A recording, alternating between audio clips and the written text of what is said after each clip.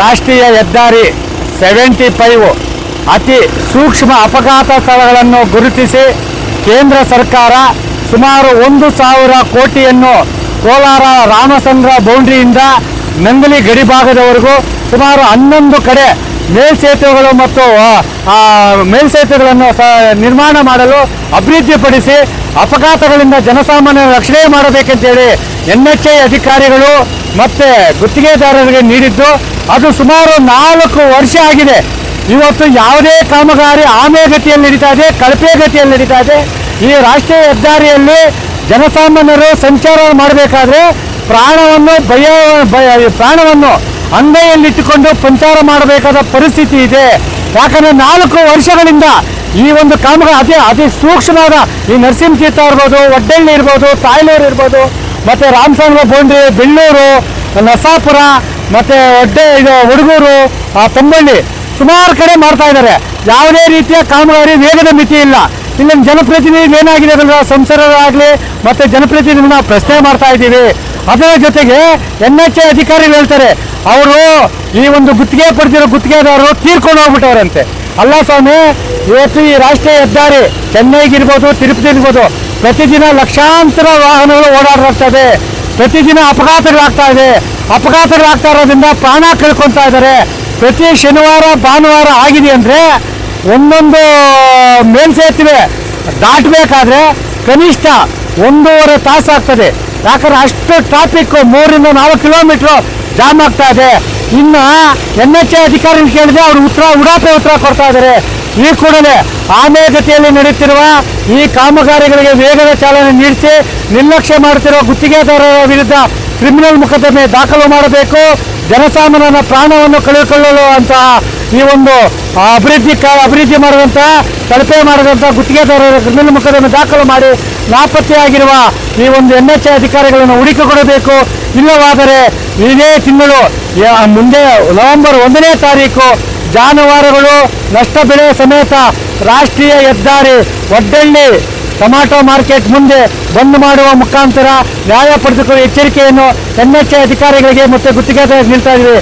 ಯಾವ ಗುತ್ತಿಗೆದಾರರು ಅಷ್ಟೇ ಯಾವುದೇ ಒಂದು ರಸ್ತೆ ಪಕ್ಕದಲ್ಲಿ ಇದೆಯಲ್ಲ, ಯಾವುದೇ ನಿಯಮಗಳನ್ನು ಹಾಕಿಲ್ಲ, ನಾಮಫಲಕಗಳಿಲ್ಲ, ಸೆಕ್ಯೂರಿಟಿ ಸಿಸ್ಟಮ್ ಇಲ್ಲ, ಆಂಬುಲೆನ್ಸ್ ಸರ್ವಿಸ್ ಇಲ್ಲ, ಅಪಘಾತ ಆಗಿರೋ ಯಾರೂ ಬರಲ್ಲ. ಇಲ್ಲಿ ಜನಸಾಮಾನ್ಯರು ಸಾಯ್ತಾರೆ, ಪ್ರಾಣ ಕಳ್ಕೊತಾರೆ, ಅಷ್ಟೇ ಮಟ್ಟ ಇದಿಲ್ಲ.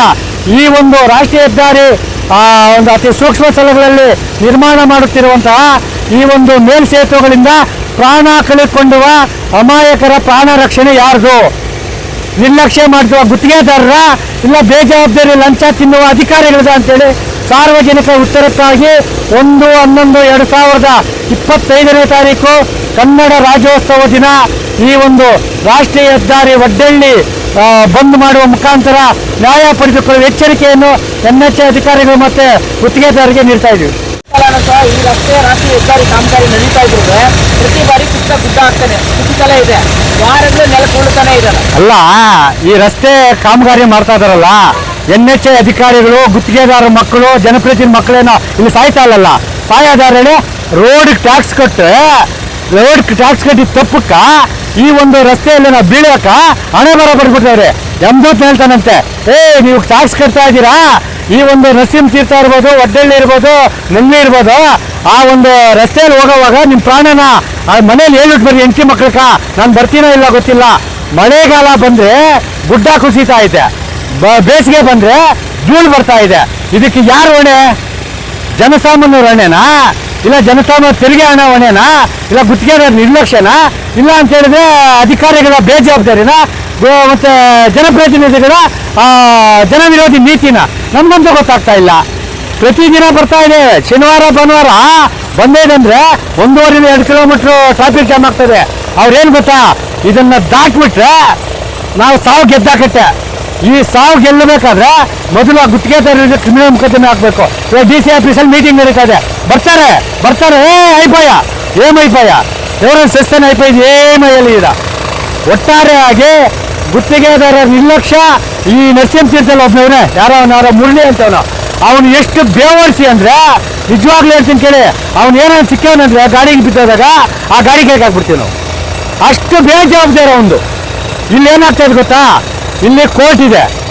ಡೈಲಿ ಇಲ್ಲಿ ಅಕ್ರಮ ಗಣಿಗಾರಿಕೆ ನಡೀತಾ ಇದೆ ಹೊರತುನ ಯಾವುದೇ ಕಾಮಗಾರಿ ನಡೀತಾ ಇಲ್ಲ. ಅಲ್ಲ, ಇಲ್ಲಿ ನಿರ್ಲಕ್ಷ್ಯ ಮಾಡುವಂಥ ಗುತ್ತಿಗೆದಾರನ ಬೇರೆಯವ್ರು ಕೊಡ್ಬೋದಲ್ಲ. ಯಾವಾಗ ನೋಡು ಸುಮಾರು 4 ವರ್ಷದಿಂದ ನೋಡ್ತಾ ಇದ್ದೀರಿ ಬರೀ ಗಣಿಗಾರಿಕೆ ಗಣಿಗಾರಿಕೆ ಗಣಿಗಾರಿಕೆ. ಇನ್ನೇನು ಮಾಡ್ತಾ ಇದ್ದಾರೆ ಅಂದರೆ ಇದಕ್ಕೆ 2 ಕೋಟಿ ಮಾಡ್ಯಾವ್ರೆ ಎಕ್ಸ್ಟ್ರಾ. ಇದು ದುಡ್ಡು ಬಿಟ್ಟು ಎಷ್ಟು 2 ಕೋಟಿ ಇನ್ನೂ ಕಣ್ಣು ಸಿಗ್ತದಂತೆ. ಇನ್ನವಾಗ ಎಷ್ಟು ಬೆಳಿಬೇಕಂತ ಗೊತ್ತಾಗ್ತಾ ಇಲ್ಲ. ಓಟ್ ಹಾಕಿದ ತಪ್ಪಿಗೆ ಇವತ್ತು ಸಾವು ಗ್ಯಾರಂಟಿ ಜನಗಳಿಗೆ. ಇದೇ ನಮ್ಮ ನಿರ್ಲಕ್ಷ್ಯ, ಇದು ಅಭಿವೃದ್ಧಿ ಕಾರ್ಯಗಳು. ಇನ್ನೊಂದು ಸಾರ್ವಜನಿಕರು ಕೇಳ್ತಾರೆ, ರಾಷ್ಟ್ರೀಯ ಹೆದ್ದಾರಿ ಪೂರ್ಣಗೊಳ್ಳೋದ್ರೊಳಗೆ ಎಷ್ಟು ಜೀವ ಕೊಡಬೇಕು ಅಂತ. ಅದೇ ನಾನು ಹೇಳ್ತಾ ಇರೋದು. ಮೊದಲು ಯಾವ್ದೊಂದು ಕಾಮಗಾರಿ ಮಾಡೋ ಕೋಳಿ ಕೊಯ್ತಾ ಇದ್ರಂತೆ, ಇವಾಗ ಮನುಷ್ಯನ ಕತ್ಕೊಯ್ತಾವ್ರಿ ಇವರು. ಕೈ, ಕಾಲು, ಮೂಕು ಅಲ್ಲ ಸತ್ತೋಗ ಅದೇ ಲೆಕ್ಕಲ್ಲ. ಇಲ್ಲೇನಂದ್ರೆ ಗುತ್ತಿಗೆದಾರ ಅಧಿಕಾರಿ ನಿರ್ಲಕ್ಷ್ಯ ಅಂತ ಗೊತ್ತು. ಯಾವುದೇ ಕಾರಣಕ್ಕೂ ನೋಡಿ, ಇದು ಇವಾಗ ಹಗಲು ಅದು ಪರ್ಯಾಯ ರೋಡ್ ಮಾಡಿ ಕಲ್ಲೊಡಿಬೇಕು ಇವರು. ಅಪ್ಪಿ ಕಲ್ಲೊಡಿತಾ ಇದಾರೆ, ಎಲ್ಲಿಟಿ ನಿಕ್ತಾರೆ. ಅದೇನೋ ಸ್ಫೋಟ ಆಯ್ತು ಅಂತಿಕ್ಕೋ, ಯಾವ್ದಾರ ಗಾಡಿ ಸಿಕ್ತೆ ಅಂತಿಕ್ಕೋ, ಸತ್ರ ಅಂತಿಕ್ಕೋ, ಯಾರು ಹೊಣೆ ಅದಕ್ಕೆ? ಗಣಿಗಾರಿಕೆ ಸತ್ತೋಗಿದಾರ, ಪರಿಸರ ಇಲಾಖೆಯಲ್ಲಿ ಸತ್ತೋಗಿದಾರ, ಎಲ್ಲ ಬದುಕಿದಾರಲ್ಲ. ಅವ್ರ ಮಕ್ಕಳನ್ನ ನೋಡೋದು ಹೋಗಲ್ಲಲ್ಲ, ಹೋಗೋದು ನಮ್ಮ ಬಡವ್ರ ಮಕ್ಕಳಲ್ಲ. ಪ್ರತಿದಿನ ಟೊಮಾಟೊ ಮಾರ್ಕೆಟ್ ಬರ್ತಾರೆ ಒಡ್ಡಳ್ಳಿಯಲ್ಲಿ, ಅವರು ಅಲ್ಲಾಡ್ಕೊಂಡು ಬರ್ತಾರೆ. ಒಟ್ಟಾರೆಯಾಗಿ ಏನಂದ್ರೆ ಇದೊಂಥರ ಈ ರೆಕಾರ್ಡ್ ಡ್ಯಾನ್ಸ್ ಆಂಧ್ರವ್ರು ಆಡ್ತಾನೆ ರೆಕಾರ್ಡ್ ಡ್ಯಾನ್ಸ್, ಆ ರೆಕಾರ್ಡ್ ಡ್ಯಾನ್ಸ್ ಆಗ್ಬಿಟ್ಟೈತಿ. ಡೈಲಿ ನೋಡಿ ನಮಗೂ ಸಾಗೋಗ್ಬಿಟ್ಟಿದೆ. ನವೆಂಬರ್ 1ನೇ ತಾರೀಕು ನಾವೇನು ಅಂತೇಳಿ ತೋರಿಸ್ತೀವಿ. ಹಲವು ಬಾರಿ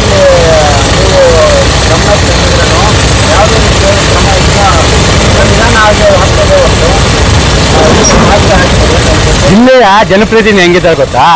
ಓಟ್ ಹಾಕಿದಾಗ ನಾನು ಇಡೀ ಕೋಲಾರ ಜಿಲ್ಲೆ ಎಲ್ಲ ಜನಪ್ರತಿನಿಧಿ ಹೇಳ್ತಾ ಇರೋದು, ಓಟ್ ಹಾಕೋವಾಗ ನೀ ರೋಡ್ ಸರಿಲಿ ಅದ, ನೀ ಇಂಟ್ಲ ಪ್ಯಾಡ್ ಉಂದ ವ್ಯತ್ಯಾಸನು ಅಲ್ಲ ಸ್ವಾಮಿ. ರಾಷ್ಟ್ರೀಯ ಹೆದ್ದಾರಿ ಇದು 100 ಅಲ್ಲ 200 ಅಲ್ಲ 300 500 ಕೋಟಿ ಕೊಟ್ಟಿರೋದು. ಯಾರಪ್ಪನ ಮನೆ ಅನ್ಸೈತಿದ್ದು? ಸಾರ್ವಜನಿಕ ಸತ್ತಲ್ಲ.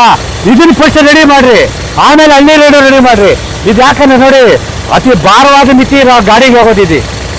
ಒಂದಲ್ಲ ಎರಡಲ್ಲ, ಒಬ್ಬ ಇಲ್ಲಿ ಕಡ್ಡಾಯವಾಗಿ ಒಬ್ಬ ಸೆಕ್ಯೂರಿಟಿ ಗಾರ್ಡ್ ಇರಬೇಕು, ಆಂಬುಲೆನ್ಸ್ ಇರಬೇಕು, CC ಕ್ಯಾಮ್ರಾ ಇರಬೇಕು. ಏನೈತಿ ಇಲ್ಲಿ? ಅವ್ರ ಪಿಂಡ ಐತೆ, ಜಿಲೆಟಿನ್ ಕಡ್ಡಿಗೆ ಹಾಕ್ತಾರೆ, ಕಲ್ಲಿಕ್ಕೆ ಬ್ಲಾಸ್ಟ್ ಮಾಡಿ ಜನರು ಪ್ರಾಣ ತೆಗಿತಾರೆ.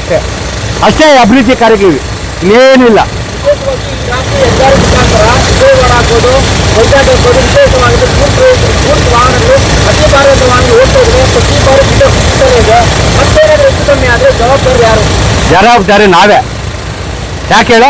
ಟ್ಯಾಕ್ಸ್ ಕಟ್ಟಿದ ತಪ್ಪಿಗೆ ನಾವೇ. ಆ ಗುತ್ತಿಗೆದಾರನ ಫ್ಯಾಮಿಲಿನೂ ಬರಲ್ಲ, ಈಗ ಜನಪ್ರತಿನಿಧಿ ಫ್ಯಾಮಿಲಿನೂ ಬರಲ್ಲ, ಅಧಿಕಾರಿಗೆ ಫ್ಯಾಮಿಲಿ ಬರಲ್ಲ. ಅದಕ್ಕೆ ಯಾರು ನಿರ್ಲಕ್ಷ್ಯ ಅಂದರೆ ನಾವೇ. ಯಾಕಂದರೆ ಜನಕ್ಕೆ ಬಾಯಿಲ್ಲ. 1 ಅವರ್ ಇವತ್ತು ಎಲ್ಲೇ ಹೋಗಿ ಒಂದು ಅಪಘಾತ ಆಗಿ 1 ಅವರ್ ನಿಲ್ಸಲ್ವಾ? ಈ ರಸ್ತೆಯಲ್ಲಿ ಚಿತ್ತೂರನ್ನ ದೇವ್ರ ದರ್ಶನಕ್ಕೆ ಹೋದರೆ ಯಮದವ್ರ ದರ್ಶನಕ್ಕೆ ಹೋಗ್ತೀವಿ. ಇವತ್ತು ಜನಸಾಮಾನ್ಯರು, ಪ್ರಯಾಣಿಕರು, ವಾಹನ ಚಾಲಕರು 1 ಅವರ್ ನಾನು ಯಾವುದೂ ಗಾಡಿ ಓಡಿಸಲ್ಲ ಅಂತ ಹೇಳ್ಬಿಟ್ಟು ಎಲ್ಲ ರಾಷ್ಟ್ರೀಯ ಎಲ್ಲೆಲ್ಲಿ ಕಾಮಗಾರಿ ನಡೀತಾ ಇದೆ 1 ಅವರ್ ನಿಲ್ಸಾಕ್ಲಿ CM ಬರ್ತಾನೆ. ಆದರೆ ನಮ್ಮ ಬೇಜವಾಬ್ದಾರಿ, ನಾವು ಸರಿ ಇಲ್ಲ, ಅದಕ್ಕೆ ರಸ್ತೆ ಕಾಮಗಾರಿ ಹಿಂಗೈತಷ್ಟೇ. ಜನಪ್ರತಿನಿಧಿಗಳು ಕರೆಕ್ಟ್ ಆಗಿದ್ದಾರೆ, ಅವರು ಪ್ರಾಮಾಣಿಕರು, ಅಧಿಕಾರಿಗಳು, ಗುತ್ತಿಗೆದಾರರು, ಜನಪ್ರತಿನಿಧಿಗಳು. ನಾವು ಸರಿ ಇಲ್ಲ. ಯಾಕೆ ಸರಿ ಇಲ್ಲ? ಸಮಸ್ಯೆ ಇದ್ರೂ ಧ್ವನಿ ಇಲ್ಲದ, ನಾಲಿಗೆ ಇಲ್ಲದ ನಾವು ಸರಿ ಇಲ್ಲ ಅಷ್ಟೇ. ಒಟ್ಟಾರೆಯಾಗಿ ಈ ಕಾಮಗಾರಿ ಸ್ಥಳ ಆಗ್ತಿರೋದ್ರಿಂದ ಅಧಿಕಾರಿಗಳಿಗೆ ಮತ್ತು ಗುತ್ತಿಗೆದಾರರಿಗೆ ಏನು ಎಚ್ಚರಿಕೆ? ನಾವು ಕೊಡ್ತಾ ಇರೋರು ನವೆಂಬರ್ 1ನೇ ತಾರೀಕು ಏನು ಉತ್ತರ ಕೊಡ್ತೀರಿ ಅಂತ ಅವತ್ತು ಕೊಡ್ತೀವಿ. ಏನು ಗೊತ್ತಾ? ಯಾವುದೇ ಅಧಿಕಾರಿ ಗುತ್ತಿಗೆದಾರನಿರ್ಬೋದು, ಒಂದೊಂದು ಗಾಡಿಯನ್ನು ಹಿಡ್ದಿಲ್ಲಿ ಕಟ್ಟಾಕ್ತೀವಿ. ಇದೇ ಇದರಲ್ಲಿ ಕಟ್ಟಾಕ್ತೀವಿ, ಖಂಡಿತವಾಗ್ಲೂ ಕಟ್ಟಾಕ್ತೀವಿ. ಆದರೆ ಒಂದೇ ಕೇಸ್ ಆಗೋದು ಏನಾಗಲ್ಲ. ನಾವೇನು ಜೈಲಿಗೆ ಹೋಗಿ ಇದೆಯಲ್ಲ, ಸಾರ್ವಜನಿಕರಿಗಾಗಿ, ನಮ್ಮ ಸಮಸ್ಯೆಗಳಿಗಾಗಿ ಒಂದಿನ ಜೈಲಲ್ಲಿ ಇರೋಕ್ಕೂ ನಾವು ರೆಡಿ ಇದ್ದೀವಿ.